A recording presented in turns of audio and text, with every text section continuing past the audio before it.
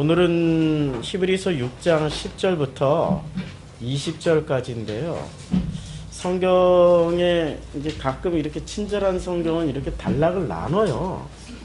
단락을 나눠가지고 여기 소제목을 적어 놓거든요. 근데 6장 10절부터 20절까지는 단락을 나눠버렸습니다. 그래서 13절부터는 하나님의 확실한 약속 해가지고 13절부터 20절까지 이렇게 해놨는데요.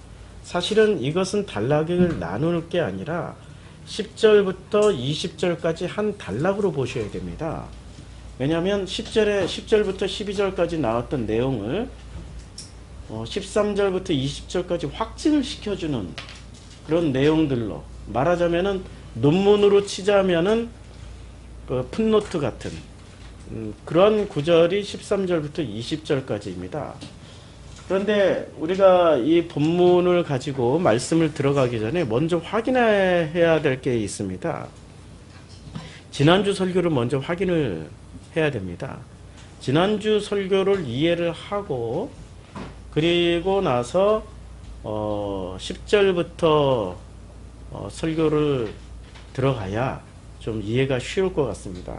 지난주 설교를 요약하면은 어떤 내용이었습니까?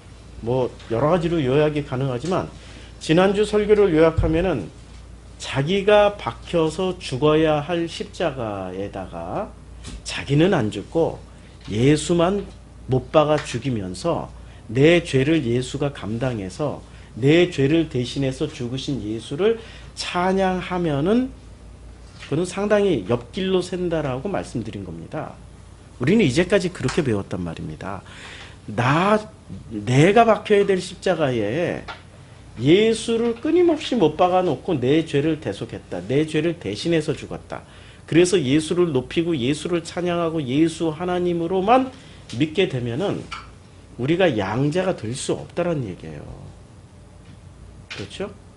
예수의 은혜로 말미암아 양자 되는 건 맞지만 그러나 예수로 말미암아 대속되는 것도 맞지만 그 모든 방법을 가르쳐 주신 분이시지 우리가 그 길을 그대로 따라가라고 멜기세덱의 반차가 나온 거죠. 멜기세덱의 반차라는 게 어떤 뜻입니까? 반차라는 게 질서를 따라서 순서를 따라서라는 뜻이죠. 멜기세덱이 순서를 따라서 그 질서대로 갔기 때문에 예수도 멜기세덱을 따라서 대제사장의 계열에 오르신 분이다라고 성경은 지금 히브리서는 말하고 있지 않습니까? 그러니까 그 순서를 그 질서를 따라서 그대로 갔더니 대제사장이 됐고 그 대제사장이 됐던 것처럼 우리도 예수를 그대로 따라가야만이 그래서 그 십자가에 예수를 못 박는 게 아니라 나를 못 박음으로 말미암아서 예수가 대제사장 되었던 것처럼 나도 그 자격을 부여받고 예수는 친자이지만 나는 양자로서 자격을 얻는다라는 겁니다. 이게 지난주 설교 내용의 핵심이었어요. 그래서 마태복음 16장 24절에 이렇게 말씀하고 있지 않습니까? 누구든지 자기 십자가를 들고 전제 조건입니다. 누구든지 자기 십자가를 들고 나를 쫓지 아니하는 자는 우리가 다시 한번 읽어볼까요? 마태복음 16장 24절 말씀 25절 말씀을 다시 한번 읽어보죠. 여기 앞에 찾았어요. 16장 24절 이에 예수께서 제자들에게 이르시되 누구든지 나를 따라오려거든. 이게 지금 멜기세덱의 반차와 같은 말입니다. 누구든지 예수 반차 이렇게 해석하면 되는 거죠. 누구든지 예수를 따라가려거든 어떻게 해야 됩니까? 자기를 부인하고 자기 십자가를 지고 나를 따를 것이니라. 누구 십자가 지고 따라가라고 그랬죠? 자기 죽음의 십자가를 지고 따라가는 겁니다. 자기 십자가 지고 갔다가 홀라당 눕혀놓고 예수를 거기다 못 박아 죽이는 그런 이상한 짓을 하는 그거는 기독교가 아니죠. 나 죽음 없이 예수만 죽이는 나는 죽지 않고 재물만 잡아 바치는 그 이스라엘의 유대교하고 하나도 다른 바가 없는 거죠. 유대교하고 다른 거는 유대교는 재물을 대신해서 잡아 죽였지만 기독교는 나를 대신해서 죽이는 겁니다. 그렇죠? 그런데 아무나 십자가에 못 박힙니까? 안 받아줘요, 주님은. 구약시대에서는 흠이 없고 정결한 제물만 받습니다. 신약에서는 예수와 같은 제물만 받습니다. 그렇죠? 하나님은 하나님 수준의 것만 받지, 하나님이 피조물인 우리들 수준의 것을 받습니까? 받을 필요가 없죠. 그분은 창조주세요. 필요하면 당신이 만들어서 당신이 직접 다 받아버리세요. 그게 하나님이시죠.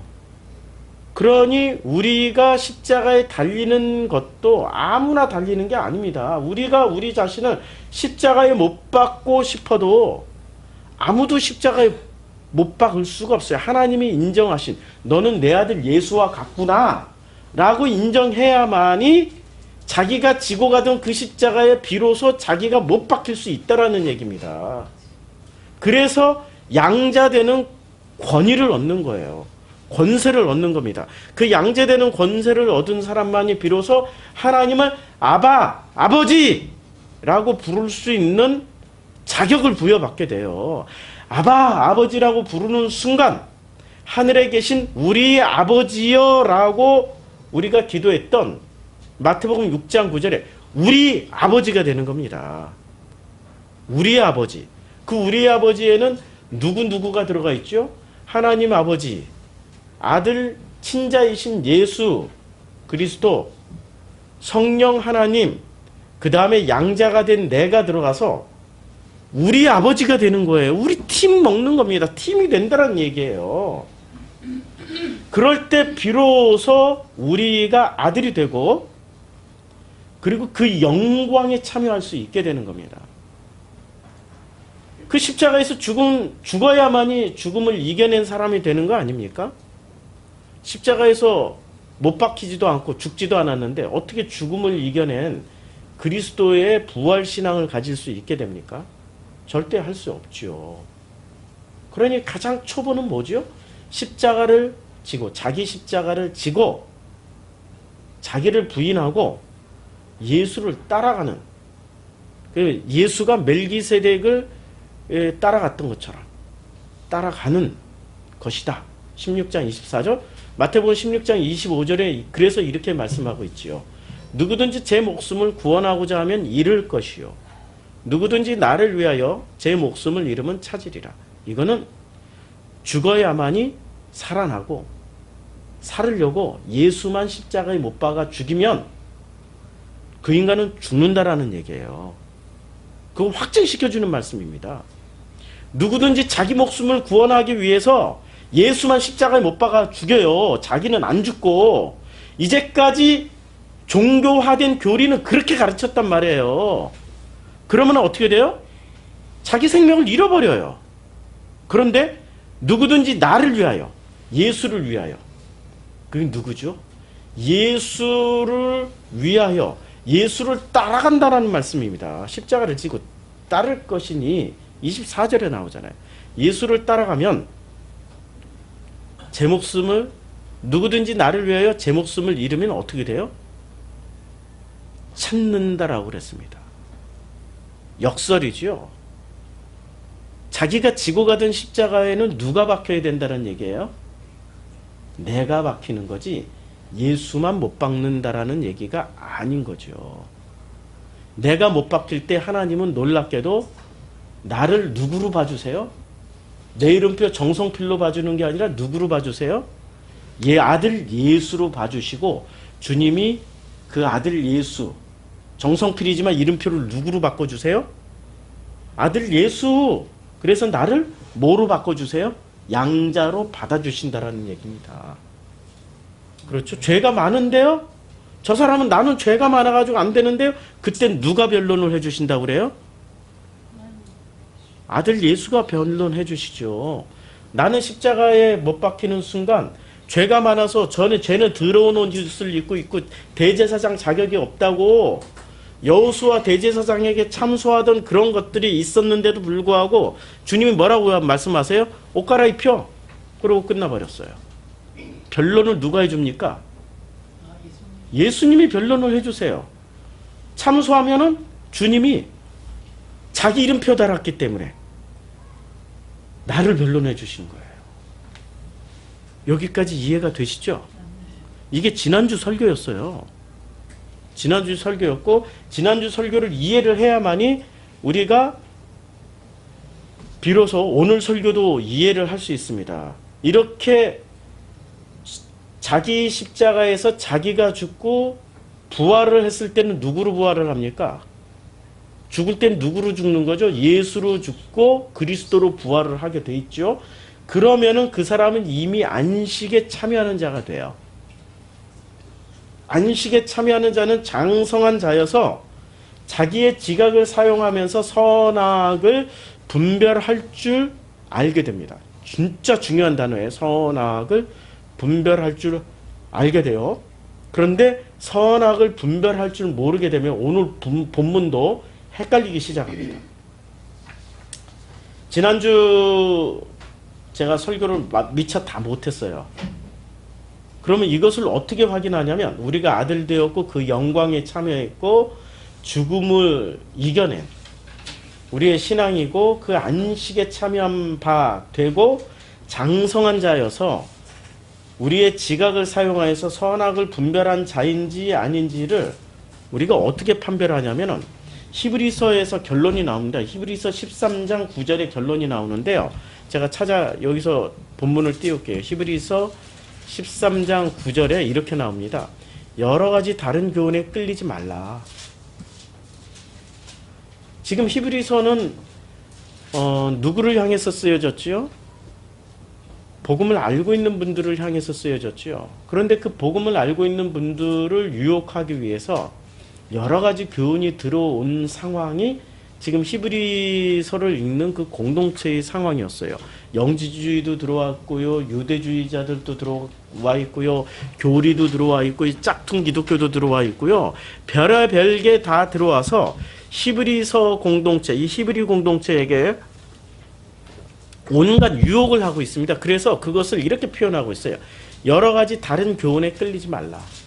이 결론이에요. 지금 히브리서의 결론을 말씀드리는 겁니다. 마음은 은혜로서 굳게 함이 아름답고, 지금 은혜로서 굳게 해야 될 것이 무엇입니까? 마음이죠. 마음. 은혜로서 굳게 해야 될 게 무엇입니까? 우리의 의지로서 굳게 하라고 그랬어요. 우리가 알고 있는 지식으로서 굳게 하라고 그랬어요. 교리로 굳게 하라고 그랬어요. 내가 경험한 바로 굳게 하라고 그랬어요. 아니면 은혜로서 굳게 하라고 그랬습니까? 오직 은혜로서. 그런데 그 은혜라는 것은 놀랍게도 과거형도 아니고 미래형도 아닙니다. 현재 진행형입니다. 은혜는 언제나 현재 지금 이 순간 여기서 체험하고 가는 게 은혜입니다. 체험하면서 가는 게 은혜이지, 과거에 은혜 체험했다고 그 은혜를 울고 먹는다. 그러면은 문제가 심각해져요. 그런 사람들이 있죠. 어느 날 40일 금식 기도하다가, 아니면 어느 날 산 기도하다가, 어느 날 뭐 2박 3일 금식 기도하다가, 어느 날 느닷없이 뭐 성령 체험을 했더니 무슨 뭐가 보이고 뭐가 들리고 했다. 그런데 그것이 현재 진행형이 될 때가 있어요. 그런 체험을 하면은 제 경험과 수많은 통계에 의하면은 길어야 3년, 짧으면 3개월 이내에 끝나요. 그런데 그 끝난 것을 가지고 10년째 울고 먹고 있어. 현재 진행형이에요? 과거형이에요? 과거형. 그때는 진짜 현재 진행형만이 하나님이 주시는 은혜로 보고 듣고 하게 되는 거지, 과거형으로 해버리면은 뭐가 되기 시작하는 거죠? 자기께 나와요. 은혜는 현재 진행형입니다. 이거 명심하시고, 마음은 무엇으로 굳게 하라고 그랬어요? 현재 진행형인 은혜. 그러면 우리는 날마다 매 순간 매 시간마다 은혜를 체험해야 됩니다. 가능한 이야기입니까? 불가능한 이야기입니까? 은사주의자들에 의하면 불가능한 이야기입니다. 불가능한 이야기이기 때문에 은사를 강조하고 신비한 것을 강조하고 응답을 강조하시는 분들 중에 최고의 모범 사례가 누가 된 줄 아십니까? 최고의 모범 사례. 조지 밀러. 5만 번의 기도 응답 들었다고. 조지 밀러. 기도만 하면 다 들어주셔. 그런데 기도하는 게 그 사람이 미래에 어떤 것을 이루어 달라고 기도하는 거죠. 현재 진행형이 아니죠, 지금. 현재 진행형이라는 것은 미래에 어떤 소망을 두고 소망이 이루어지는 게 아니라 현재 내가 살아가고 있는 매 순간이 은혜가 되는 사람을 말하는 거지. 이거 해주세요, 저거 들어주세요, 요거 하나님 반드시 해결해 주세요라고 기도하는 게 아니란 얘기예요. 뭔가 대단히 잘못되어 있는 거죠. 현재 진행형이라는 것은 미래가 아닙니다. 미래의 것도 현재에 일어나고 있는 거고 과거의 것도 현재에 일어나고 있는 모든 것이 어우러져서 그저 모든 게 은혜일 따름입니다. 과거에 못난 기억, 씁쓸한 기억, 아픈 기억이 일어나도 그 은혜로 지금 현재 진행형의 은혜로 감사하고 기쁘고 놀랍게도 이 하나님의 섬기심이었구나라는 이러한 고백으로 가는 게 현재 진행형이라는 거죠. 그러므로 말미암아서 마음이 굳게 되는 거죠. 은혜로서 단단한 반석 위에 서게 된다라는 말씀입니다. 미래의 불안과 초조는 어떻게 돼요? 현재 진행형으로 이루어지는 거죠. 지금 저희 교회 월세 문제 때문에 저는 지난 한 주간을 1년처럼 지내왔어요. 갑자기 월세를 2배로 올려달라고 그래가지고. 지난 한 주간을 저는 1년처럼 지내온 그 목회자의 마음을 아시죠? 이해를 좀 해주세요. 그런데 그 1년처럼 지내오면서도 그 1년 동안 저는 고통과 괴로움 가운데 지내왔겠습니까? 1년이라는 일주일이지만 1년처럼 은혜를 받았겠습니까? 생각을 잘 해보시라고요. 1년처럼 은혜를 받은 거죠. 그렇죠? 두 마음이 늘 가는 거죠. 1년처럼 괴롭지만 그 순간마다 뭐로 해석을 해주세요? 주님이 현재 진행형인 주님이 1년이라는 시간처럼 저에게 은혜를 부어주셨다는 얘기입니다. 지난 한 주간 동안이. 그래서 제 마음은 더욱더 은혜 가운데서 더욱더 단단하게 굳게 서서 가게 되는 거죠. 은혜로서 굳게 함이 어떻게 된다고 그랬어요? 아름답고 음식으로서 할 것이 아니니 음식으로 말미암아 행한 자는 유익을 얻지 못한다. 그럼 뭘 한다고 그랬습니까? 마음으로 한다라고 그랬어요. 마음으로. 음식은 뭐죠? 음식상 차리는 거, 재물 잡는 거, 재물 잡아서 음식으로 먹는 거, 종교의 전형적인 외형적인 모습 아닙니까? 그렇죠? 종교로서 할 게 아니란 얘기죠. 그 다음에 음식으로 말미암아 행한 자는 유익을 얻지 못한다. 이것을 마음은 자기 몸 안에 있는 거죠. 근데 음식으로 하는 것은 밖에다 차려놓은 거죠. 마음은 어디서 하는 거죠? 자기 몸 안에서 하는 거지만 종교는 음식처럼 밖에다 차려놓고 밖에다 놓고 밖에다 섬긴다라는 얘기입니다. 그러니까 히브리서의 결론은 어디로 가는 거죠? 우리 몸 안에 있는, 우리 몸에다 담아주신 그 마음 안에서 이루어지라는 겁니다. 현재 진행형으로 단단하게, 마음이 단단하게 다져지면 어떻게 되죠? 몸도 굳건해진다는 얘기죠. 어제 영화를 봤는데요. 아이덴티티 23. 다중인격을 소재로 한 영화인데요. 영화 내용은 흔한 다중인격자들, 해리성 장애 이런 내용이라 영화는 별로 권할 게 못 돼요. 내용도 좀 허접하고요. 그러나 그 영화에서 보여주는 내용은 한 가지 확고한 게 있습니다. 한 사람 안에 23명의 인격이 살아가요. 23명의 인격이 나올 때는 진짜로 그 사람은 여자의 마인드를 가진 사람이 되고 어린아이의 마음을 가진 사람이 되고 건강한데도 불구하고 당뇨병 환자가 나타날 때는 당뇨병 환자의 인격을 가졌을 때 진짜 인슐린 주사를 맞아요. 한 몸 안에 23명이 살아가요. 근데 마지막에 그 23명의 인격이 자기 자신을 지키기 위해서 그들은 23명의 인격을 우리라고 불러요. 우리가 그러니까 그 주인공이에요. 우리가 우리를 지켜나가기 위해서 뭐를 만들어내냐면 마지막 24번째 인격을 지들이 하나 만들어내요. 이름을 비스트라고 그랬어요. 번역하면 짐승을 만들어내요. 근데 그 짐승은 자기가 상상을 해. 23명의 인격이 짐승은 강인해요. 벽을 타고 오르고 거미처럼 근육이 강인해져가지고 총을 쏴도 총알이 못 뚫고 지나가는, 칼로 찔러도 뚫리지 않는. 그런데 그게 한 사람이야. 근데 실제로 마지막 순간에는 23명이 그렇게 믿으니까 세상의 육체가 비스트로 바뀌어요. 그리고 총을 쐈는데도 안 죽어. 칼로 찔렀는데 칼이 부러져. 때로는 당뇨병 환자인 몸으로 나타나고, 때로는 어린아이의 몸으로 나타나고, 때로는 여자의 몸으로. 그러게 몸은 남자인데 인격이 여자니까 여자의 몸으로 행세를 하던 그가 비스트라는 것을 강력하게 믿으니까, 23명의 인격이 믿으니까 실제로 평범한 몸이었는데 비스트같이 돼버리더라고요. 물론 영화지만 결국엔 그 몸까지 변화시킨 게 뭐였죠? 마음, 먹음에 따라 달라지는 거죠. 마음가짐에 따라 달라지는 거죠.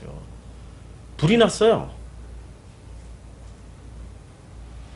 그런데 귀중한 이 자기가 제일 사랑하는 장롱이 있어요. 옛날엔 자개장 진짜 비싸잖아요. 너무 사랑하니까 불이 났는데 이 아줌마가 세상에 자개장을, 옷도 다 들어가 있고 이불도 다 들어있는데 자개장을 번쩍 들고 나오더라니까. 마음을 그렇게 먹으니까 몸이 따라간다는 얘기예요. 몸은 있잖아요. 마음 먹기에 따라 달린 거죠. 가장 우선순위는 마음이란 얘기예요. 히브리서가 지금 제일 강조하고 있는 게 마음에 무엇이 담기느냐에 따라서 지금 히브리서의 내용이, 여러분들의, 우리들의 신앙이 결정된다라고 말씀하고 있는 겁니다. 다시 히브리서 6장으로 돌아와서 이제 오늘 본문 말씀으로 들어갈게요. 6장 10절에 보면은 이렇게 말씀하고 있습니다.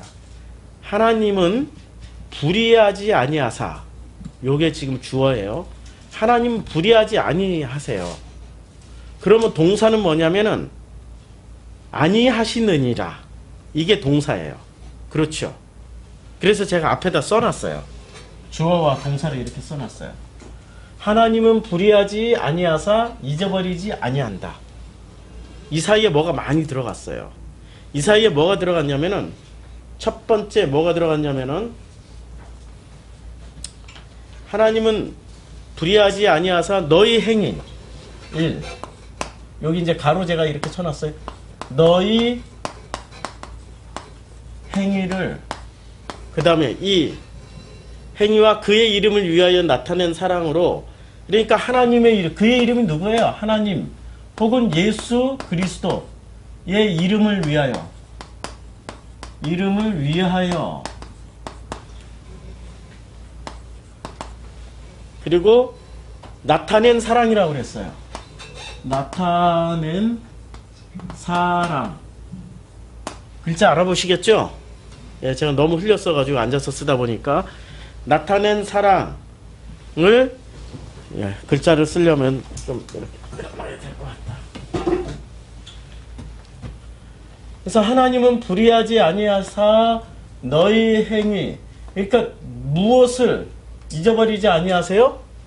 우리의 행위를 안 잃어버리신다는 거예요.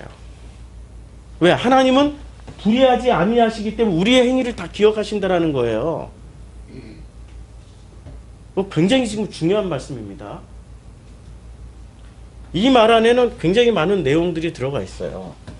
우리의 행위를 잃어버리지 아니한다라는 말 속에는 이때 당시에 히브리서를 읽었던 공동체를 생각해 보면은 쉽게 이해가 돼요. 히브리서를 읽었던 공동체는 지금 누구랑 싸우고 있었습니까? 여러 가지 교훈을 주는 집단하고 싸우고 있었어요. 아까 우리가 읽었죠? 13장 9절에서 여러 가지 교훈을 주는 집단과 싸우고 있었는데, 여러 가지 교훈을 주는 집단 중에 최고 악랄한 집단이 어떤 집단인 줄 아세요?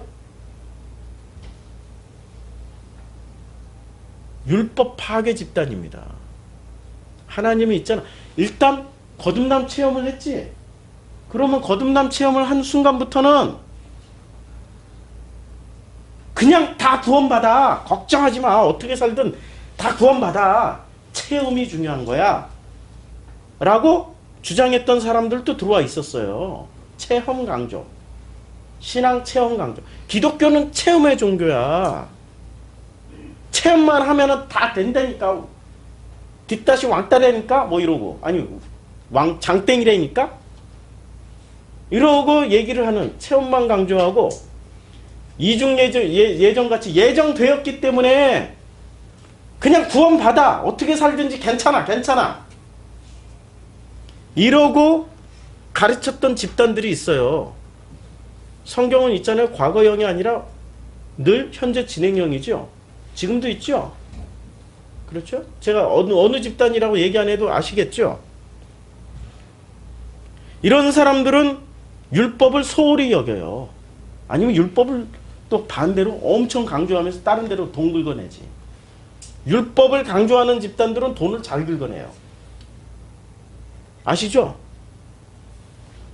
그 성도들 호주머니에서 헌금 뜯어내기, 헌금 갈취 방법을 제가 가르쳐 드리면은 율법을 엄청 강조하고 율법으로 막 두들겨 팹니다. 율법으로 마구마구 두들겨 패면 어떻게 되죠? 구원받기 위해서 율법에 안 걸릴 사람들이 어디 있어? 구원받기 위해서 어떻게 해요? 드리고 섬기고 바쳐요. 그래서 모든 이단들의 특징이 율법을 어마어마하게 강조합니다. 그 둘 중에 하나야. 율법을 폐기하자. 그러면서도 율법을 강조하는.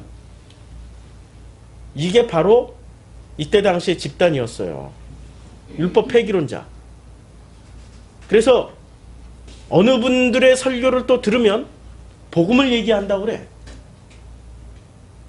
그런데 가만히 듣다 보면 율법이 우리를 가두었고 율법이 우리의 자유를 구속해버렸고 율법으로 말미암아서 우리가 예수를 보지 못했고 율법으로 말미암아서 우리가 그리스도의 분량에 이르지 못했기 때문에 율법을 폐기하자라고 주장하는 그런 분들이 계세요. 그런데 주님은 뭐라고 말씀하세요? 하나님은 불의하지 아니하사 너의 행위를 잊어버리지 아니한다. 맞죠? 오늘 문장 구성 그대로 읽으면 하나님은 불의하지 아니하사 너의 행위를 반드시 기억한다. 이것을 오늘 이해를 못하면 어떻게 가냐면 도로 율법 숭배자들이 돼가지고 율법의 노예가 돼서 율법의 종살이가 됩니다. 오늘 잘 들으셔야 돼요. 그 다음에 또 어떻게 말씀하시냐면 하나님은 불의하지 아니하사 하나님의 이름을 위하여 사랑을 나타내신다. 그러면 하나님의 이름을 위하여 무엇을 나타내세요? 사랑을 나타내시는데 이 사랑의 목적이 뭡니까? 사랑의 목적이 있을 거 아니에요. 사랑은 누구누구를 위해서 하나님의 이름을 위해서. 그렇죠? 예수 그리스도의 이름을 위해서 사랑이 나타나는 거예요. 그래서 이 사랑을 나타낸 사랑으로 이미 뭐라고 말씀하시고 있습니까? 이미 성도를 섬긴 것과 이제도 섬기고 있는 것을 잊어버리지 아니하시는지. 주님이 지금 뭐를 하신다는 얘기예요? 우리의 행위를 잊어버리지 아니하시고 하나님의 이름을 위하여 사랑을 지금 베푸시는데 그것을 위해서 뭐를 하세요? 섬겼고 과거형, 그 다음에 섬기고 있는 중이다. 섬기는 중이다. 현재 진행형. 내가 속기를 쓰니까 속기를 써버렸네. 현재 진행형이다. 섬기고 있는 중이다. 이렇게 말씀하고 계세요. 굉장히 중요한 거예요, 지금. 현재 진행형으로 써버렸어요. 섬기고 있는 것. 현재 진행형이죠. 주님도 잃어버리지 아니하세요. 하나님 불의하지 아니하사 지금 우리를 섬겨왔고 그리고 섬기고 있는 것을 당신도 잃어버리지 아니하셔요. 왜 우리를 섬겼고 왜 섬깁니까? 사랑을 위해서. 무슨 사랑을 위해서? 그 아버지의 그 이름을 위한 사랑을. 아버지의 이름을 위하는 게 진짜 사랑의 목적. 사랑의 목적은 뭐죠?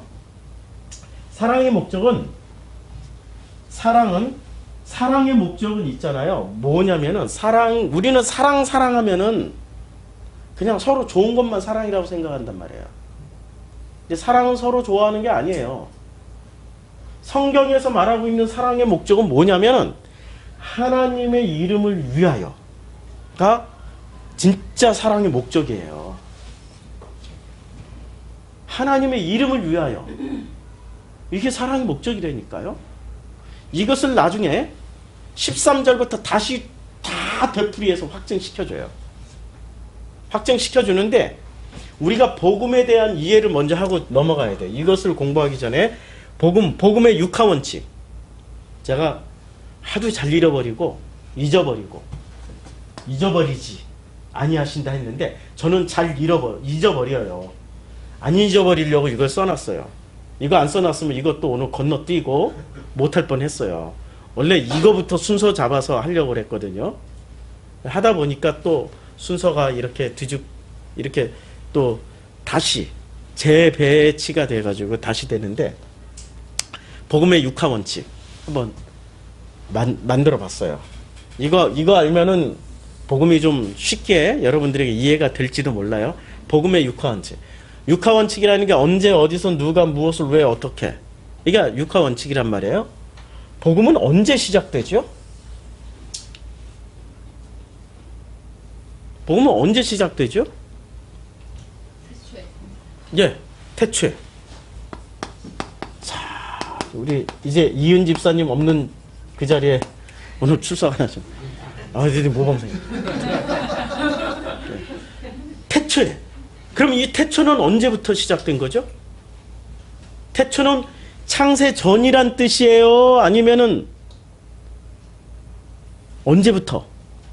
이걸 또 문자주의자들은 태초니까 창세 전이야, 막.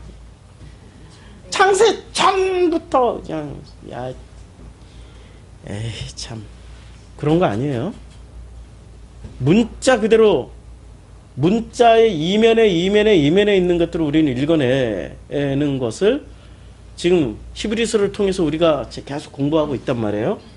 태초에는 언제부터 이 태초라는 것은 창조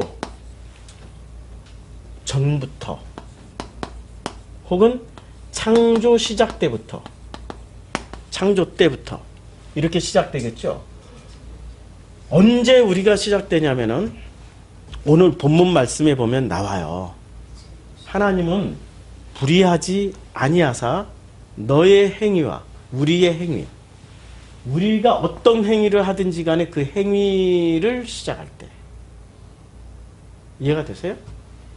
그런데 이 행위는 반드시 무엇을 가져야 행위가 되죠? 몸이라는 거는 존재 조건이 있어요. 어떤 마음을 가져야 행위가 돼요. 마음이 없이 행동하는 사람이 있나요?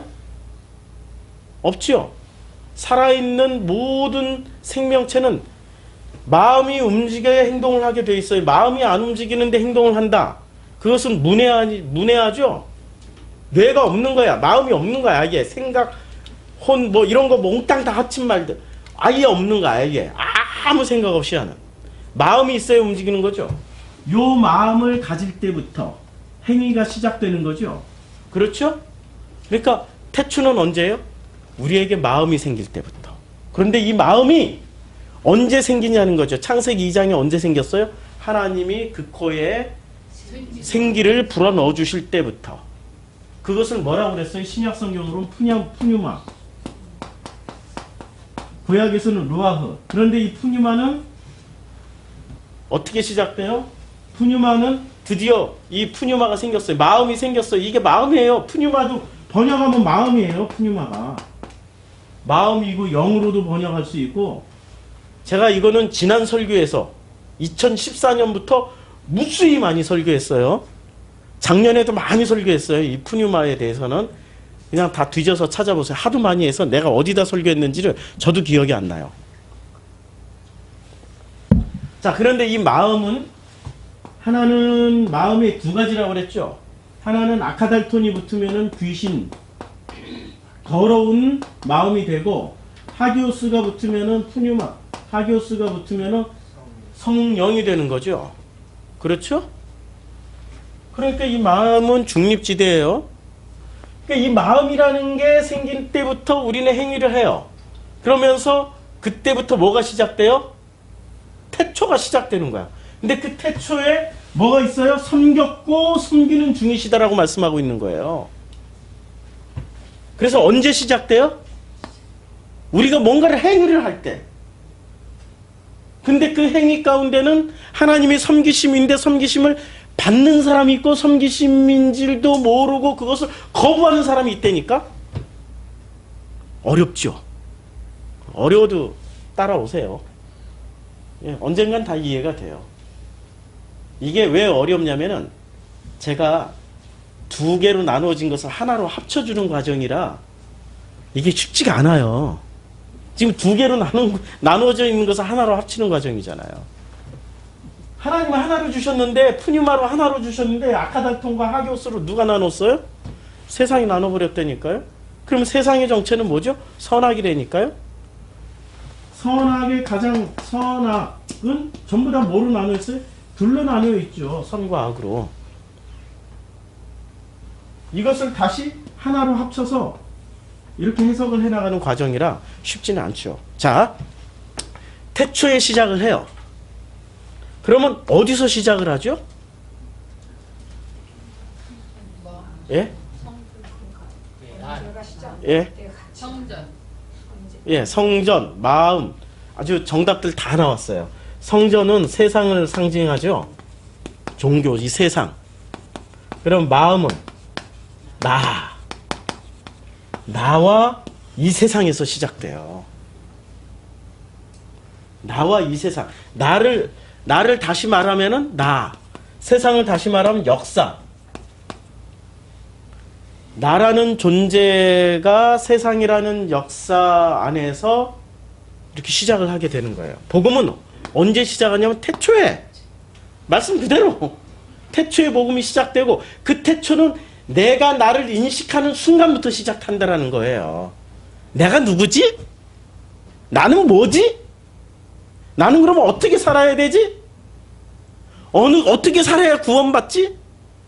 하나님은 누구지? 이런 질문들이 시작할 때부터 뭐가 시작된 거예요? 이미 태초가 시작된 거라니까. 사랑은 뭐지? 미움은 뭘까? 행복이란 뭐지?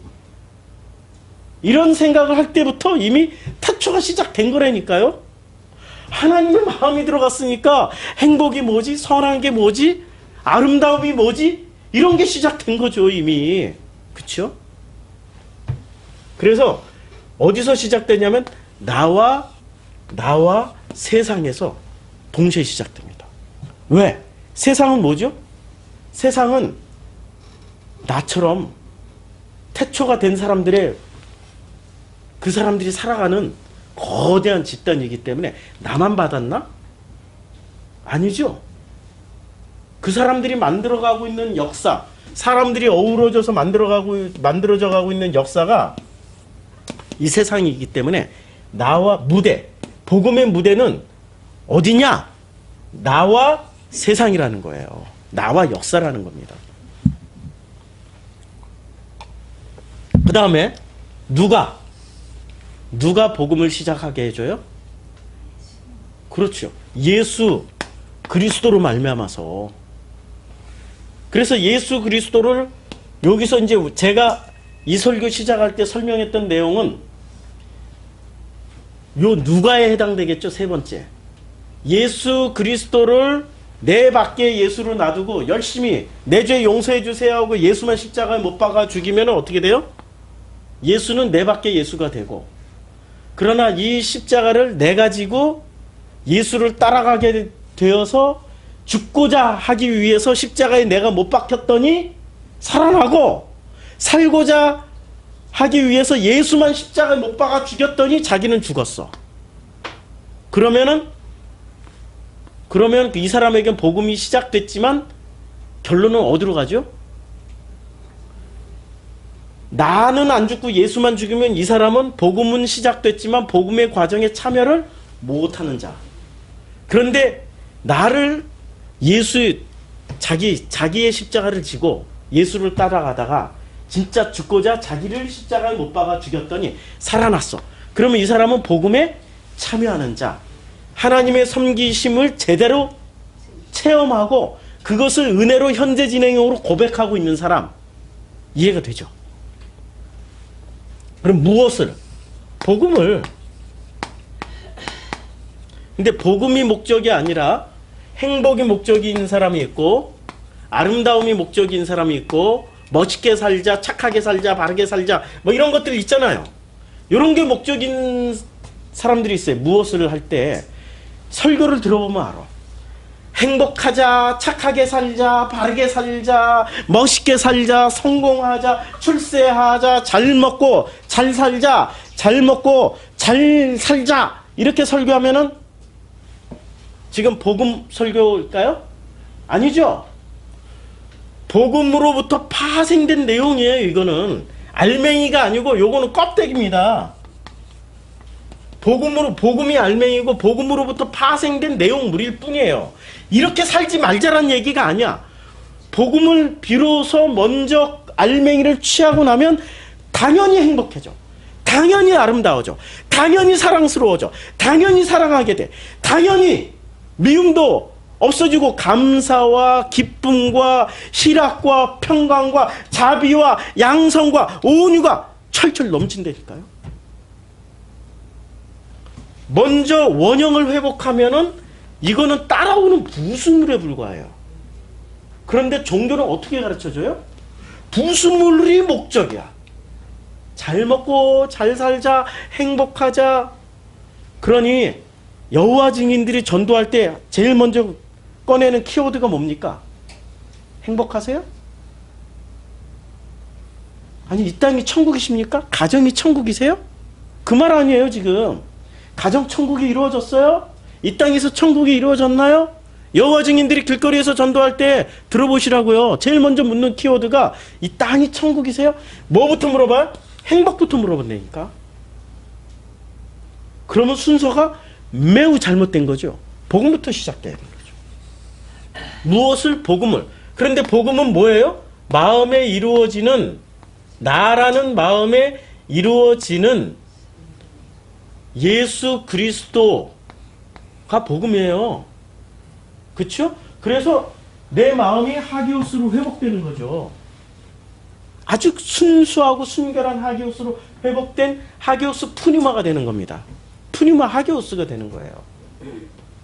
이게 복음이에요? 이제 무엇을 됐죠? 왜? 왜 이런 것을 주시기 위함이죠? 여기 나왔잖아. 여기. 아버지의 이름을 위하여, 예수 그리스도의 이름을 위하여. 이게 영광을 돌리자라는 얘기 아니에요. 그치요? 우리가 지난주에 설교했던 그 영광에 참여하자라는 얘기 아닙니까? 영광에 참여하자. 그 아들이 되어서 영광에 참여해서 죽음을 이겨내서 안식에 참여하기 위해서. 왜냐하면 그 안식에 참여하기 위해서 장성한 자여서 지각을 사용하여 선악을 분별하기 위해서 어떻게? 아버지의 마음으로. 이게 복음의 육하 원칙이에요. 간단하죠? 이걸 지워야지 나머지를 또 쓸 수 있으니까 일단 지울게요. 이렇게. 자, 그러면 6장 10절에 하나님은 불의하지 아니하셔서 어떻게 하신다고 그랬어요? 우리의 행위를 절대 잃어버리지 아니하신다. 잊어버리지 아니하신다. 잊어버리지 아니하신다. 제가 잃어버렸다고 안 했어요. 잊어버렸다고 그랬어요. 잊어버리지 아니한다. 그리고 하나님은 당신의 이름을 위하여 절대 잊어버리지 아니하신다. 그리고 당신의 이름을 위하여, 당신의 이름을 왜 위하냐면 사랑하기 위하여 당신의 이름을 절대 잃어버리지 아니하신다. 그리고 하나님은 우리를 섬겼고 섬기는 일을 잊어버리지 아니하신다. 이게 오늘 굉장히 중요한 내용이죠. 그렇죠? 섬긴다라는 게 나와요. 히브리서에서 드디어 섬긴다라는 말씀이 나오는데 우리는 어떤 섬김을 받고 있습니까? 나의 섬김을 받고 있어요? 아버지의 섬김을 받고 있습니까?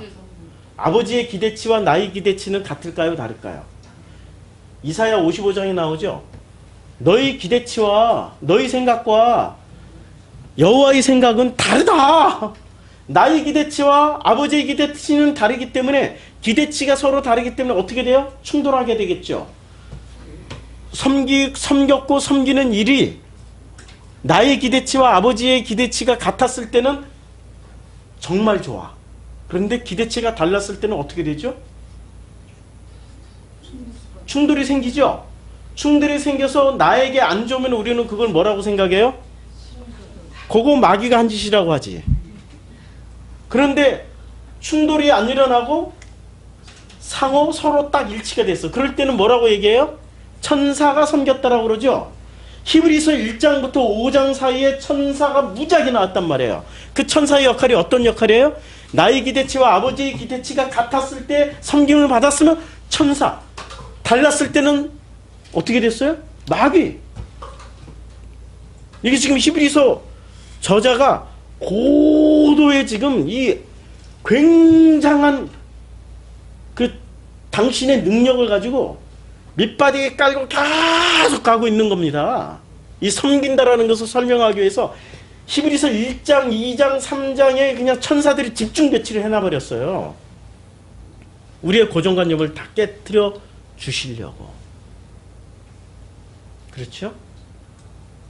히브리서를 읽을 때마다 놀라워요, 저도. 그러면 이 사랑이라는 것을 다시 한번 사랑을 지우고 사랑이라는 걸 다시 한번 얘기를 해볼게요. 사랑은 뭐냐? 이거 정리하고 넘어가야 그 다음에 사랑은 첫 번째는 하나님의 이름을 위한 거예요. 이름을 위한 것이 위함이 사랑이에요. 두 번째는 뭐냐면 사랑이라는 것은 나타나심 바 되는 거예요. 사랑은 하나님의 이름을 위해서 했더니 그것이 나타나신 바가 됐는데 뭐로 나타나셨어요? 섬김으로 나타나셨어요. 섬김으로 나타나셨어요. 섬김을 받고 있는 사람들은 전부 다 어디에 참여하고 있는 거죠? 하나님의 사랑에 참여하고 있는 겁니다. 그런데 섬김의 목적이 달라요. 여기서 아까 육하원칙에 무엇을 왜 어떻게 해서 목적이 복음이 목적이 아니라 복음, 즉 하나님의 이름 예수 그리스도 이것이 목적이 아니라 무엇이 목적이 되어버렸어요? 복음에서 파생된 행복, 축복, 복자는 다 들어가네.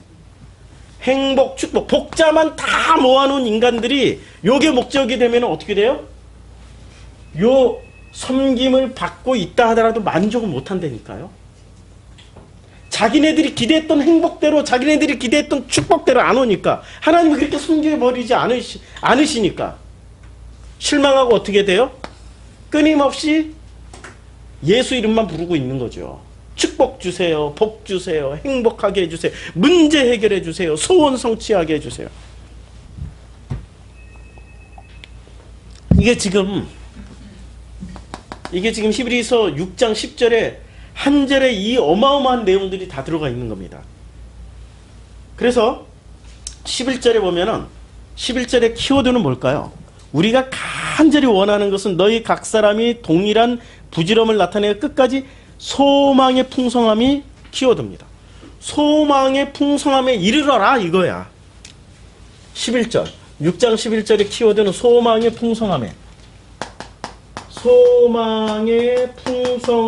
이르러라. 풍성함. 이게 6장 11절의 내용인데요. 소망의 풍성함을 드디어 누가 가지기 시작해요? 섬기심을 현재 진행형으로 섬기심을 갖고 있는 그 사람들이 소망을 갖는 거예요. 그럼 어떤 소망이지 도대체? 어떤 소망이죠? 12절에 나와요.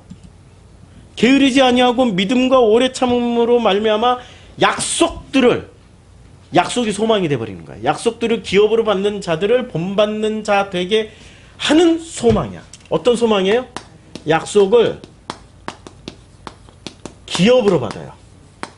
기업으로 상속받는, 그냥 받는 거야. 받는 자가 되는 소망이에요. 이 소망이 통성. 자, 이제 6장 11절, 12절까지 이제 했어요. 그러면은 여기서 13절부터는 이것을 다시 확인을 시켜주는 내용인데요. 13절에 누가 나오세요? 13절에 보면 하나님이 아브라함이 나타나요. 아브라함에게 약속하실 때 가리켜 맹세할 자가 자기보다 더 큰 이가 없으므로 자기를 가리켜 맹세하여. 왜 아브라함에게 이렇게 나타나서 약속을 하실 때 왜 맹세를 하시면서 약속을 하셨을까요? 지금 그 얘기하는 거죠. 왜 맹세를 하시면서 약속을 하셨을까요? 어렵죠 이게. 예? 민족? 아브라함 민족? 아니 왜 약속을 하실 때 왜 하나님이 스스로 맹세하시면서 왜 아브라함하고 약속을 이렇게 맺으셨을까요? 자, 아브라함 상태를 한번 봅시다. 우리는 아브라함 하면은 믿음의 조상 아브라함은 뭐 이렇게 노래까지 부르면서 아브라함을 신격화 시켜놔버려요. 그래서 아브라함의 믿음은 너무 커서 우리는 아브라함의 믿음을 도저히 따라갈 수가 없어. 우리는 찌질이야. 우리는 메뚜기라니까. 이러고 스스로 메뚜기 정신을 취해버리는 인간들이 너무 많아요. 그거 아니고요. 아브라함이 하나님을 만났을 때는 이 사람의 신앙 상태가 어땠죠? 하나님을 알았어요? 몰랐어요? 하나님 몰랐어요. 누구만 알았어요? 우상 숭배 수준으로만. 이 사람 평생 직업이 우상 숭배하다 아버지 밑에서 우상 장사했던 사람이었다니까. 우상을 만들고 우상 공장에서 우상만 알고 있었던 사람이었어요. 그러면 이 사람의 세계관은 아까 복음이 드디어 시작되면은 복음은 어디서 시작된다고 그랬어요? 나와 세상. 그러면 이 사람이 드디어 우상 장사하던 사람이 하나님에게 물어봤어. 나는 왜 도대체 아들이 없냐고. 이때부터 이 사람은 뭐가 시작돼요? 복음이 시작되는 거죠. 나에게도 아들을 좀 달라고. 이럴 때부터 복음이 시작된 거라니까요. 이해가 되죠? 그럼 복음이 시작된 이 사람은 복음은 시작됐지만 이 사람의 가지고 있는 세계관은 어떤 세계관이에요? 우상 숭배의 세계관, 서원학 질서의 세계관을 가지고 있어요. 서원학 지식의 세계관 정도를 가지고 있어요. 그럼 서원학 지식에서 제일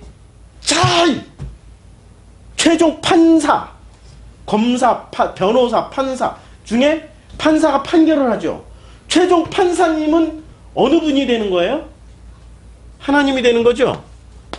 하나님이 제일 높은 거예요. 선악 질서에서는 그런데 이 하나님은 자기가 믿고 있는 하나님이야. 문제는 자기가 믿고 있는 하나님이기 때문에 진짜 하나님일까요? 가짜 하나님일까요? 가짜죠. 우상 숭배하던 사람이었으니까. 그러면 그 가짜 하나님, 가짜의 신으로 이 사람들이 맹세를 했었어요. 그런데 진짜 하나님이 나타나서 가장 세고 확실하고 분명한 판사는 나야. 그러니까 맹세를 요런 것 세게 하지 말고 내가 내 이름으로 맹세할게. 이제 이 구절이 이해가 되죠. 그러니까 아브라함을 신격화시키면 절대 이해할 수 없는 구절. 아브라함도 이렇게 들어보니까 누구하고 같은 스토리를 가지고 있어요?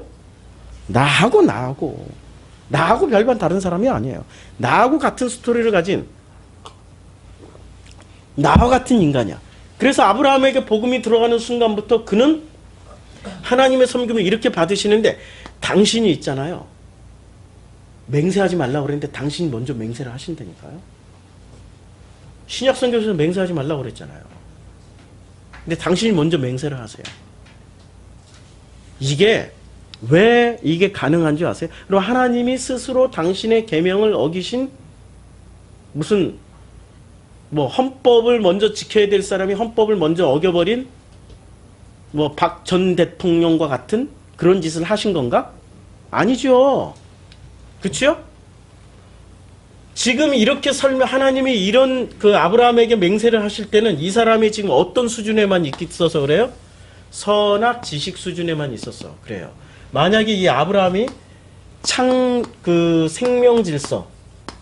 생명 질서라고도 하고 창조 질서라고도 하고 뭐 이 질서 안으로 들어오면은 하나님의 맹세하실 필요가 있습니까? 없습니까? 없죠. 그러니까 맹세하지 마. 이 안에 들어온 사람은 맹세 안 해도 돼. 맹세하지 마. 이제 구분이 되는 거죠. 어떨 때는 맹세해야 되고 어떨 때는 맹세하지 말아야 되는 건지. 이거 맹세하지 말라고 그랬더니 각서도 안 써. 진짜 정말 이 문자로만 각서도 안 써요. 각서도. 아니 선악질서에서는 각서 많이 써야 된다니까. 쓰고 또 쓰고 쓰고 또 쓰고 쓰라면 또 쓰고 또 쓰고 또 쓰고. 그래도 그것이 결국에는 이 안에서 다 그냥 먼지처럼 사라질 것에 불과하다는 얘기예요. 근데 진짜는 이 속에 들어가면은 각서 같은 거 안 써도 마음의 신비에 새겨져 버려요. 자, 그러면 이제 13절. 하나님이 아브라함에게 약속하실 때에 가리켜 맹세할 자가 자기보다 더 큰 이가 없으므로 자기를 가리켜 맹세하니. 이제 이해가 됐죠?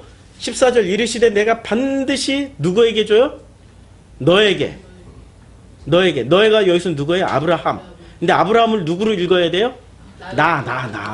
나에게 복 주고 복 주며 너를 번성케 하고 번성케 하라. 근데 이 복이 어떤 복이었어요? 이 복이 아까 설명했죠. 복을 우리는 복음이 복이지 복음에서 파생된 행복 무슨 이런 축복 이런 것이 다 복 이게 우선순위가 아니고 진짜 우선순위 뭐라고 그랬어요? 복음이 우선순위죠. 그러니까 14절에 약속한 반드시 너에게 복 주고 복 주며 너를 번성하게 하고 번성케 하리라고 했던 이 복은 어떤 복이에요? 이 복음이란 복을 주신다라는 거지 복음에서 파생된 것을 주신다라는 게 아니에요. 이거 회복하면 이건 자연히 따라오는 선물. 맞죠? 근데 우리는 모든 포인트가 어디에 맞춰져 있어요? 마음의 평안. 무슨 행복, 축복. 교회 전도할 때는 제일 먼저 하는 얘기가 그거잖아요. 아니 세상 사람들은 어쩔 수 없다니까요. 선악질서에 들어간 사람에게는 주님도 당신의 맹세하지 말라라는 말씀을 훌딱 넘어가지고 맹세하시면서까지 선악질서의 수준으로 내려오셔서 이 사람을 섬겨버리세요. 그렇죠. 이 사람을 섬겨버리신다니까요. 그러니까 처음 교회 안 당하는 사람에게는 어떻게 얘기를 해요? 교회 가면 마음이 평안해. 마음이 평안한 게 우선 아니냐? 이러면서 교회 데려가는 거 맞아요. 그렇게 하셔야 돼요. 복도 줘. 가만 착복 받는데 맞아요. 그러나 우리 머릿속에는 그렇게 말을 하지만 머릿속에는 먼저가 이게 아니라 진짜는 너 복음을 얻게 하기 위해서 요거를 살짝 미끼로 던져주는 것 뿐이야. 아브라함에게 미끼로 뭐를 던져줬어요? 아들이란 미끼를 던져줬잖아요. 미끼를 던져줄 뿐이야. 진짜는 그 아들을 통해서 뭐를 주신 거예요? 복음을 주신 거죠. 그것을 확증시켜 주시기 위해서 어떻게 했어요? 아들 제물로 바치라고 죽여. 그랬더니 아들 죽이러 간다니까 진짜로. 이 사람은 뭐를 받았기 때문에? 복음을 받았기 때문에 이제는 복음을 받기 위한 그 미끼로 썼던 아들은 이제는 미끼일 뿐이야. 자기는 별로 그렇게 중요한 게 아니야. 그러니까 기꺼이 그 아들을 바치러 간다니까요. 여러분들에게는 미끼가 뭐였죠? 미끼가 다 하나씩 있었을 거 아니에요. 행복이 미끼였나? 축복이 미끼였나? 그게 나쁘냐? 소중한다는 거예요. 그러나 그 소중함이 지나쳐가지고 그게 본질이 돼버리면 안 된다는 얘기죠. 그치요? 주객전도가 돼버린다는 얘기예요. 그것도 모르고 그냥 주객전도 해가지고 엉터리 설교를 진짜 설교인 것처럼 하시는 분들이 있으세요. 안타깝죠. 그러나 그런 분들도 필요하시죠. 왜? 미끼를 거르기 위해서. 하나님이 다 쓰시는 종들이니까. 그러니까 우리는 비난할 게 아무도 없어. 비난할 사람도 없어. 짝퉁 기독교는 짝퉁 기독교대로, 뭐 짝퉁 설교자는 짝퉁 설교자대로 다 귀하고 소중한 거예요. 다 하나님의 섬기심을 받고 있다라는 거예요. 다만 그분들이 징검다리를 건너가기를 바라는 거죠. 그 자리에서 제발 좀 건너가 주시라고. 근데 안 건너가잖아. 자기가 최종 결론이 돼가지고. 하나님이 최종 결론, 하나님의 이름을 위하여라는 건 하나님이 최종 결론이 되어버렸다는 거죠. 사랑은 뭐예요? 하나님을 향해서 가는 거예요. 근데 자기를 향해서 오라고 그러잖아. 나만이 진리를 가졌고 나만이 정통이고 나만 복음을 가졌기 때문에 나한테 와야 구원받는다라고 얘기하는 이런 귀신 같은 짝퉁들이 있다니까요. 조심하셔야 돼요. 누구든지 자기 목소리 크게 내는 사람일수록요 정말 조심해야 돼요. 그래서 저는 설교 중에 분명히 얘기해요. 저도 징검다리라고. 내가 결론이 아니라고. 아버지만이 결론이라고. 어휴. 꼭 명심해 주세요. 저는 결론이 아닙니다. 저는 이 과정을 설명하는 하나의 과정에 참여하는 자일 뿐이에요. 복음의 과정에 참여하는 자. 그것만으로도 저는 감당치 못할 은혜를 누리고 있습니다. 현재 진행형으로 누리고 있어요. 자, 그래서 15절. 그가 이같이 오래 참아 약속을 받았느니라. 오래 참아 약속을 받은 거예요. 자, 오래 참아 약속을 받았다. 이 15절. 여기다 제가 써놨어요. 이게 굉장히 중요한 단어인데요. 왜 오래 참아 약속을 받는다? 약속을 받기 위해서는 어떻게 해야 된다는 얘기예요? 오래 참아야 돼. 그럼 왜 오래 참아야 될까요? 왜 오래 참아야 되죠? 오래 참아야 되는 까닭. 우리 모범생 이은 집사님이 없으니까 답이 제때제때 안 나오네. 오래 참아야 되는 이유. 사랑 같은 게 바로 눈에 띄는 게 아니라 예. 수도 없이 이렇게 반복을 해야만 예. 그 그렇죠. 제한을 가야 그렇죠. 과정에 참여라는 얘기죠. 과정에 참여라는 거죠. 그래서 그 과정에 왜 참여해야 되냐면 왜 오래 참고 오래 참는 그 과정에 왜 들어가야 되냐면은 고린도전서 13장이 다 설명하고 있어요. 사랑은 하고 설명해요. 자, 찾아보죠. 사랑은 하고 제일 먼저 나오는 말이 오래 참고. 무엇을 이루기 위해서? 사랑을 이루기 위해서 오래 참는 거예요. 사랑은 오래 참고 온유도 오래 참아야 온유가 되는 거죠. 그렇죠? 그 다음에 사랑은 또 뭐라고 그래요? 사랑은 모든 것을 13장 7절 모든 것을 참으며. 그러니까 사랑은 무조건 오래 참는 거야. 참고 견디고 참고. 보세요. 사랑은 모든 것을 참으며 모든 것을 믿으며 모든 것을 바라며 모든 것을 견디느니라. 사랑의 가장 큰 속성은 뭐예요? 오래 참는 거예요. 자, 왜 오래 참냐면은 15절에 왜 오래 참아야 되냐면 이게 사랑의 속성이기 때문에 그래요. 사랑의 속성이기 때문에 반드시 사랑은 오래 참아야 되는 겁니다. 사랑은 있잖아요. 오래 참아주는 거예요. 자식 사랑할 때도 오래 참는 부모가 사랑하는 거야. 오래 못 참는 부모는 자기를 사랑하는 거야. 자식을 사랑하는 게 아니라 자기를 사랑하는데 자기 뜻대로 만들어 보려고 했더니 안 만들어지니까 어떻게 돼요? 지 성격 다 드러나가지고 승질내고 뒤집어 엎어버리는 거지. 두드러 패는 거지 그냥. 사랑 오래 참는 거라니까요. 부모 자식 간에도 딱 드러난. 남편과 아내 사이도 누가 오래 참는 사람이 더 사랑하는 거야. 그래서 고맙고 감사합니다. 제가 더 못 참고 저분이 저 많이 참아주세요. 늘 감사한 마음을 가지고 살아가고 있어요.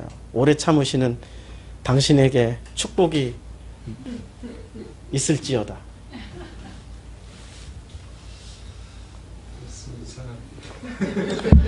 말씀이 좀 이상하죠? 저도 좀 무슨 말했는지 잘 모르겠어요. 예. 사랑은 오래 참고 어떻게 돼요? 오래 참는 게 이게 사랑의 속성이고요. 그리고 이 사랑의 속성이자 또 중요한 사랑의 숙성 과정입니다. 아까 말씀하셨던 연단에 참여하고 오래 참음의 인내 과정에 참여하는 숙성의 과정. 사랑의 속성이자 사랑의 숙성이에요. 뭐 다 이게 말 한 끗 차이죠. 오래 참음이라는 것은 오래 참아라는 것은 사랑의 속성이자 사랑의 숙성 과정이에요. 왜 이렇게 사랑의 속성과 숙성이 필요할까요? 약속의 목적을 이루는 유일한 길이기 때문에. 유일한 길이기 때문에. 사랑만이 유일한 길이란 말이에요. 유일한 길은 사랑밖에 없어요. 근데 그 사랑의 속성은 오래 참고 오래 견디는 거예요. 우리 요번에 프로시쿠마의 공동체에 참 놀라운 이 하나님의 섬기심을 우리가 체험하고 있어요. 제가 한 주간 동안 체험을 했어요. 이제 뭐 갑자기 이제 교회가 뭐 올려달라 막 이래가지고 무슨 큰 불똥이 떨어졌는데 지금 이 사건을 대하는 우리들의 그 모습을 보니까 오래 참으시더라고요. 그리고 숙성의 과정에 다들 들어가셨어요. 숙성을 하세요. 이야, 참 성숙한 공동체구나. 성숙한 숙성을 거꾸로 하니까 성숙이 되네. 이 성숙한 공동체구나. 이걸 통해서 우리 프로시쿠마이를 향하신 아버지의 목적을 반드시 이루겠구나. 제가 한 주간의 내내 은혜로 섬김을 받는 그 과정에 참여하고 있습니다. 너무너무 감사한 거죠. 지금 당장 물질도 없고 돈도 없어요. 근데 그게 중요한 게 아니라 한 사람 한 사람을 주님이 이렇게 만들어 가시는 그 과정에 여러분들이 참여하고 있다는 게 더 중요한 겁니다. 이 과정에. 근데 우리 뜻대로 안 될지라도, 그리 아니하실지라도, 그러나 언제나 우리는 주님의 그 과정에 참여하고 있기 때문에 주께서는 어떻게 해요? 주님은 불의하지 아니하사 절대로 잊어버리지 아니하신다.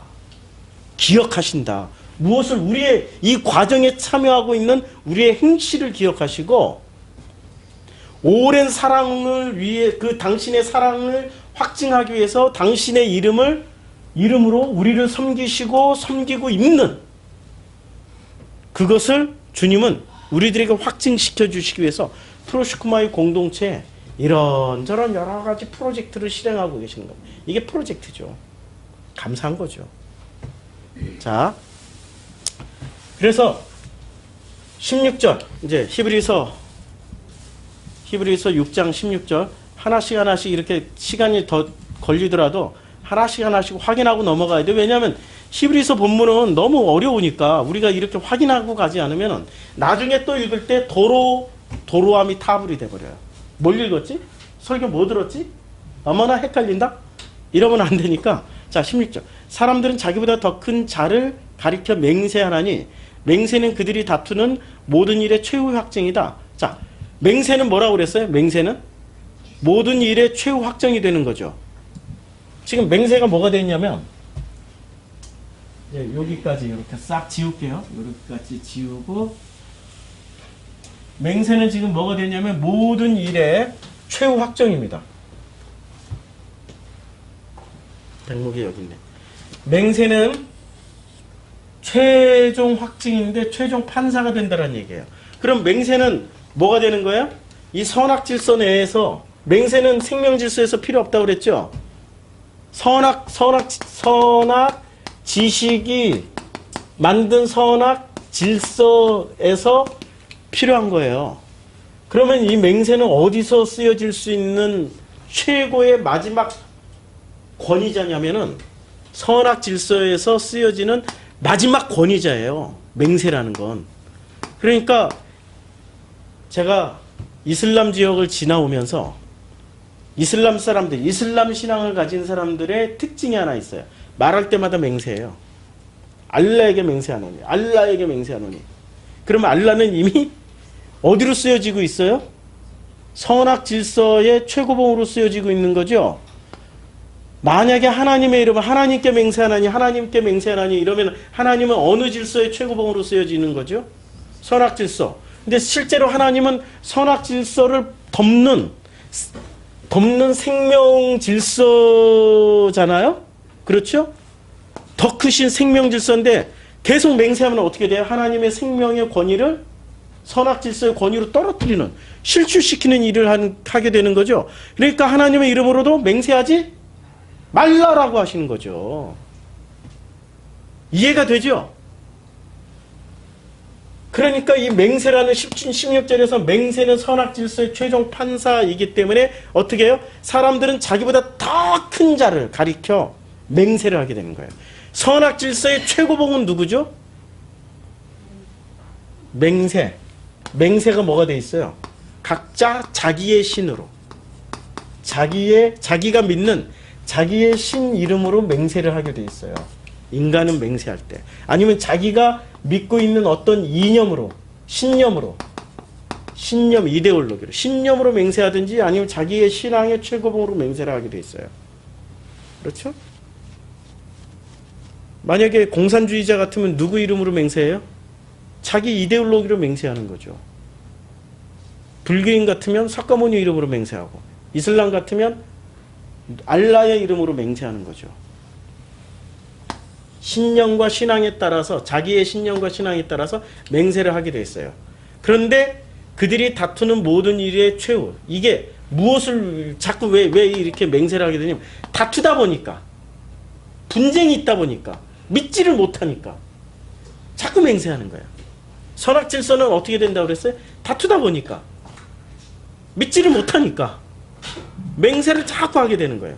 17절. 그래서 하나님은 약속을 무엇으로 받아요? 기업으로 받는 자들에게 그 뜻이 변하지 아니함을 충분히 나타내시려고 그 일을 맹세로 보증하셨어요. 그러니까 약속을 기업으로 받는 사람들은 어떤 사람이에요? 예? 약속을 기업으로 받는 사람들. 예? 약속을 기업으로 받는 사람들은, 예, 약속이 뭐죠? 복음이죠. 그 복음을 기업이라는 게 어떤 거예요? 이거 기업이라고 그랬는데, 누가 기업으로 물려받았어요? 아브라함이. 그 다음에 멜기세덱이 기업을 누가 물려받았어요? 아브라함이. 이런 것처럼 예수는 누구의 기업을 물려받았어요? 아버지 하나님의. 그럼 우리는 예수의 기업을 물려받으면 누구의 기업을 물려받는 거죠? 아버지 하나님의 기업을 물려받는 거죠. 약속이 뭐죠? 아버지 하나님의 무언가를 받는 거예요. 그럼 아버지 하나님 무언가를 받는 거죠? 사랑. 아까 내내 얘기했잖아요.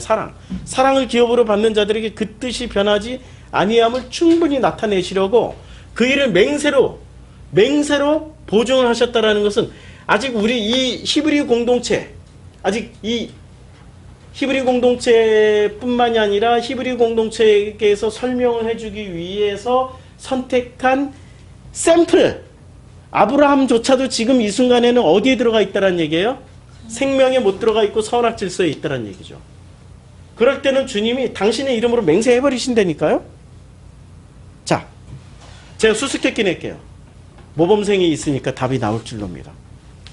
수수께끼 낼게요. 아브라함이 처음부터 여호와 하나님을 제대로 알고 제대로 믿었겠습니까?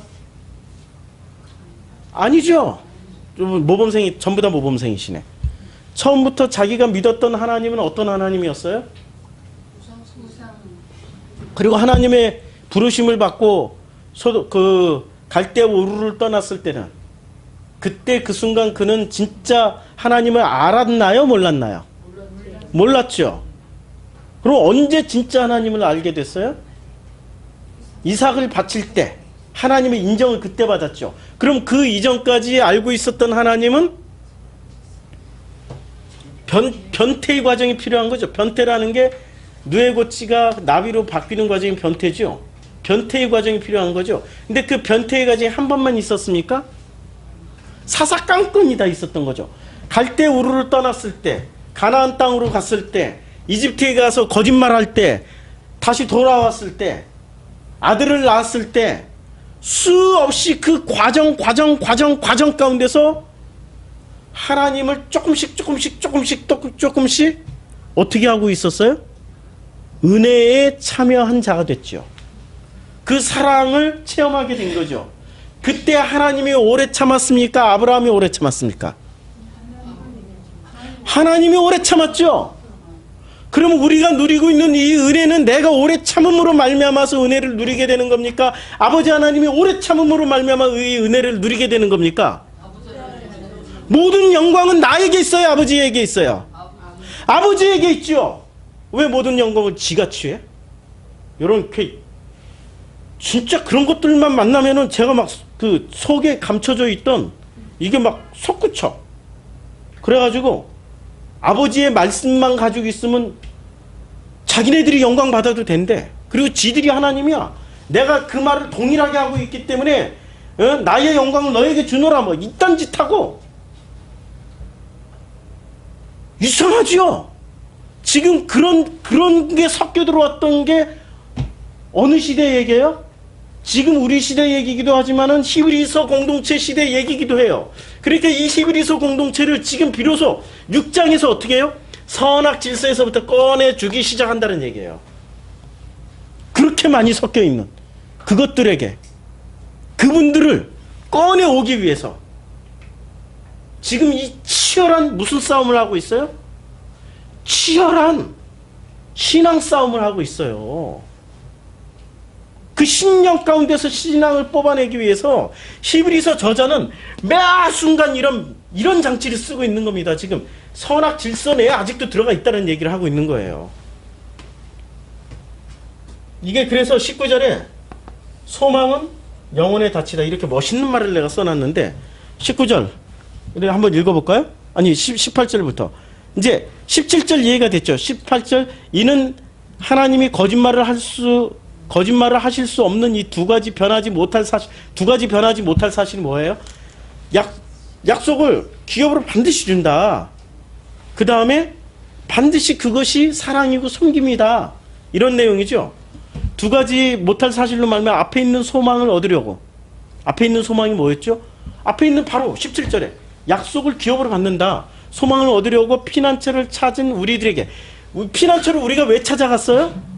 우리가 복음이 시작됐으니까. 언제 복음이 시작됐으니까 피난처를 찾아 다녔어. 처음에는 기독교로 갔다가 그 다음에는 신천지로 갔다가 그 다음에는 JMS로 갔다가 그 다음에는 통일교로 갔다가 그 다음에는 안산원증인으로 갔다가 그 다음에는 안식교로 갔다가 그 다음에는 여호와증인으로 갔다가 이러신 분이 우리 교회에 참여했었어요. 진짜. 그 양반이 나이가 40인데 벌써 고 40 나이 때 모든 종교를 다 섭렵하고 오신 분이 있었어요. 초창기에. 그게 나쁜가요? 그분에게 뭐가 시작됐던 거죠? 그렇죠. 언제? 그때부터 그분은 복음이 시작돼서 계속 갈급해서 찾아갔더니 세상에 종교에선 답을 못 얻으니까 어디까지 찾아왔어요? 프로시코마이까지 왔어요.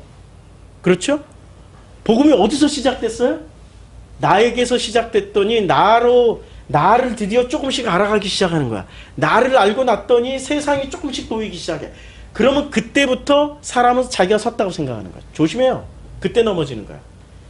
자기가 이렇게 눈에 보이고 뭔가 해석이 되기 시작하면 그때가 제일 위험할 때입니다. 내가 붙잡은 도구가 뭔지를 봐야 돼. 사람은 해석이란 도구를 붙잡게 돼 있어요. 일평이선에서 이 사람에게 하나님의 몽땅 다 한꺼번에 다 부어주시지는 않으세요. 누구처럼? 바울처럼. 바울에게 빠진 게 딱 하나 있었어요. 로마 시민권자였으니까 바울이 고난 속에서 살아본 적이 없었던 사람이에요. 맞죠? 바울에게는 제일 부족했던 게 뭐예요? 다 갖췄으나 고난만 경험 안 했어. 그랬더니 주님이 어떻게 해요? 바울만 유난히 복음 전하는데 엄청나게 고난을 당하게 만들어버려요. 온전하게 다 갖춰서 복음을 제대로 해석하라고. 그런데 고난 속에 살았던 베드로는 감옥에 한번 딱 갔다 오고 나서 어떻게 됐어요? 졸업해버렸어. 졸업했다니까 안 나와. 베드로 전후서에서는 딱 나오지 안 나와버려요. 그치요? 저는 제 인생이 가장 부족했던 게 뭐였을까요? 제가 이게 이렇게 복음을 해석하기까지 잘 부족했던 게 하나가 있었어요. 그 하나를 채우기 위해서 저를 이렇게 오랜 시간을 50평생을 저를 이렇게 다루셨는데 제일 부족했던 게 뭐였죠? 어렸을 때부터 참 많이 읽었어요. 그런데 제게 부족했던 게 하나가 딱 있었어요. 뭐가 부족했죠? 고난이 부족했던 거죠. 저에게도. 가난하게 살았다, 무슨 판자촌 산동네에서 살았다, 이런 건 고난이 아니야. 그 시절에 다 그랬으니까. 진짜 고난은 내 마음으로부터 시작돼서 내 마음으로부터 견딜 수 없는 지경이 되는 게 진짜 고난이었죠. 그 진짜 고난으로 저를 집어넣어 버리시니까 그 고난으로 그동안에 만들어놨던 수많은 지식이 다 무너져 버리고 그 고난으로 어떻게 돼요? 다시 레미콘이 다시 돌아가듯이 다시 섞어버려요. 고난 가운데 정금처럼 단련돼서 다시 재해석해 보니까 복음이 보이더라는 거죠. 그렇죠? 그러니까 하나님은 그 소망을 얻으려고 어떻게 해요? 소망을 얻으려고 피난처를 찾는 우리들에게 큰 안위를 뭐를 받게 해주셔요. 자, 19절에 보면은 아주 그냥 멋진 말이 나옵니다. 우리가 이 소망을 가지고 있는 것은, 소망을 가지고 있는 것은 영혼의 닷 같아서 튼튼하고 견고하여 휘장 안에 들어가게 하나님. 그러니까 소망은 뭐예요? 소망은 영혼의 닷이다. 우리들에게 소망 하나를 딱 심어줬다니까요. 우리의 인생이 왜 복음이 될 수 있냐면 이 소망을 품고 있게 돼서 태초에 그 태초가 시작된 사람은 소망을 가지고 있다니까요. 근데 그 소망이 뭐죠? 사람마다 다 다르죠. 어떤 사람은 영생이 소망일 수도 있고 어떤 사람은 축복이 소망일 수도 있고 어떤 사람은 뭐가 소망이에요? 저 같은 경우는 풀리지 않는 수수께끼가 너무 많았어요. 호기심이 너무 많았어. 그 호기심을 다 채우고 싶은 소망이 있었어요. 다 채웠어 이제. 이제는 여한이 없어. 여한이 없어. 불과 몇 년 전까지만 해도 그걸 다 채우지 못했기 때문에 어떻게든 살아가지고 끝까지 공부해서 그거 끝까지 밝혀내고 싶었어요. 이제는 괜찮아. 아무 때나 이렇게 주님이 부르시면 가도 돼. 이 정도 상황에서 이 정도 알면은 충분해. 만약에 아직까지도 호기심을 주셨다면은 앞으로 제가 한 100년은 더 살 거예요. 더 살으라는 뜻이니까. 근데 호기심 다 끝났어. 제가 호기심 천국이거든요. 가는 데마다 모든 걸 그냥 안 봐요. 호기심 가득하게 다 보고 반드시 그래서 분석을 해내야 직성이 풀리는 사람인데 이제 분석도 안 해요. 이제 주시는 만큼만 가는 사람이 되어버렸어요. 소망은 어떻게 돼요? 영혼의 닻이다. 우리의 영혼이 내려지는 그 자리다. 거기서부터 뭐가 시작됩니까? 배는 잔잔한 물가에 정박한 그 항구에 정박한 배처럼 안식으로 들어가는 거예요. 지난주 설교 그대로 그걸 다 이루어 주시는 거죠. 아들이 되고 안식이 되고 그 영광에 참여하게 되고 죽음을 이겨낸 신앙인으로서 장성한 자가 되어서 지각을 사용해서 선악을 사용하는 안식에 참여하고 있는 현재 진행형인 그 사람이 되는 거죠. 놀라운 일이 벌어지는 겁니다. 소망은 영혼의 닻이다. 또한 사랑은 그 영혼의 닻이 내려지기까지 섬기시는 하나님의 은혜이시다. 우리는 그 은혜를 지금까지 현재 진행형으로 체험하고 있는 중이시다. 얼마나 감사해요. 그렇죠? 그런데 이 일이 있기까지 우리는 어떤 일이 벌어집니까? 끊임없이 수많은 교훈들과 싸워야 되는 과정이 참여. 수많은 교훈들. 이 교훈이라는 게 뭐라고 그랬어요? 우리에게 좋은 말 해주는 겁니까? 아니죠. 이 교훈 안에는 영지주의, 구원파, 이런 것들. 옛날에 러다이스트 운동이라는 게 있었습니다. 러다이스트 운동이 기계 파괴 운동이에요. 1800년도에 영국에서 산업혁명이 일어나면서 18세기에 산업혁명이 일어나면서 1800년도가 아니고 산업혁명이 일어나면서 이 수많은 노동자들이 자기 일을 잃게 돼요. 누구 때문에? 기계 때문에, 자동화 시스템 때문에 노동자들이 자기 직업을 잃게 돼요. 그러면 자기 직업을 잃는 순간 그 사람은 밥을 굶게 됩니다. 밥을 굶던 그 사람들이 자기 밥 굶는 원인을 자본주의에서 찾지 않고 뭐에서 찾았어요? 기계 때문이다! 그래가지고 기계를 파괴하고 다녔어요. 그렇죠? 그 사람들이 목적 설정을 잘한 거예요? 잘 못한 거죠? 바보 같은 짓을 한 거죠? 기계를 때려부실 게 아니라 자본주의를 때려부셔야 되는 거죠. 그렇죠? 우리가 왜 자유를, 진리를 알지니 진리가 너희를 자유케 하리라라고 그랬는데 우리가 왜 자유를 못 누리냐? 율법 때문이다. 그리고 율법을 때려부시러 다니는 사람들, 누구하고 같은 짓을 했어요? 러다이스트 운동했던 사람들하고 똑같은 짓을 한 거죠. 우리가 진리 안에서 자유케 되지 못한 것은 성전 때문이다. 성전 시스템. 성전 시스템이 뭐죠? 성전 시스템이 종교 시스템이잖아요.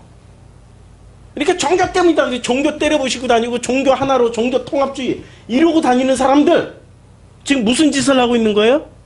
기계 파괴자 운동 같은 짓을 하고 다니는 거예요. 그럼 우리가 이 복음을 누리지 못하는 것이 내 자신이 무식해서 그렇다. 공부 열심히 하자. 하나님 말씀만 잔뜩 담고 있으면은 우리는 드디어 by myself, by yourself, 너 스스로 구원을 얻을 것이다. 요런 해괴망측한 짓을 하는 요런 이상한 놈들이 있어요. 그런 사람들조차도, 그런 사람들은 뭐를, 교리를 무시자. 교리 파괴하고 다녀요. 교리 파괴. 그러면 이 사람은 무슨 짓 하고 있는 거예요? 기계 파괴 운동 하는 사람들하고 똑같은 짓을 하고 다니는 거죠. 아니거든요. 포인트를 다 잘못 맞췄죠. 그러면서 그들은 뭐라고 해요? 맹세를 해. 내가 맹세하노니 이것만 없어지면 당신은 자유를 얻고 당신은 진리 안에서 행복해지고 당신은 진리 안에서 복을 받을 거야 라고 맹세를 하지만 그 맹세가 맞습니까? 번지수가 잘못됐는데? 절대 안 맞죠? 따라가면 어디로 가요? 절대 하나님 품으로 못 가는 거죠. 절대 갈 수가 없죠. 그래서 복음은 어디로 가야 돼요? 복음은 선악 지식이 생명으로 덮이는 자리까지 나가야 되는 겁니다. 이것을, 이 과정 전체를 뭐라고 그랬어요? 사랑. 이 사랑은 오래 참음으로. 누가 오래 참으세요? 주님이. 누구를 위해서? 나를 위해서. 왜? 나에게 복음을 넣어주셨으니까. 나를 언제? 나라는 존재를 태초에 그 영혼에 소망을 주셨으니까. 그래서 그 소망의 닻을 내려지는 그 자리. 그때 비로소 안식에 참여하며 그 영광에 참여하는 자가 되는 겁니다.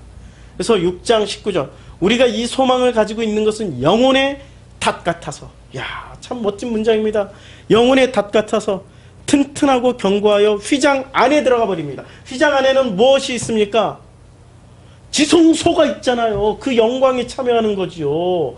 지성소의 영광에 참여하게 되는 겁니다. 20절 그래서 그리로 앞서가신 예수께서 멜기세덱의 반체를, 예수도 누구를 따라갔던 것처럼 멜기세덱의 질서와 순서를 따라갔던 것처럼 우리도 멜기세덱의 뒤를 따라갔던 예수를 뒤따라감으로 말미암아서 그 순서에 참여함으로 말미암아서 그 질서에 참여함으로 말미암아서 우리가 대제사장이 되어 우리를 위하여 들어가신 것처럼 우리도 들어간다.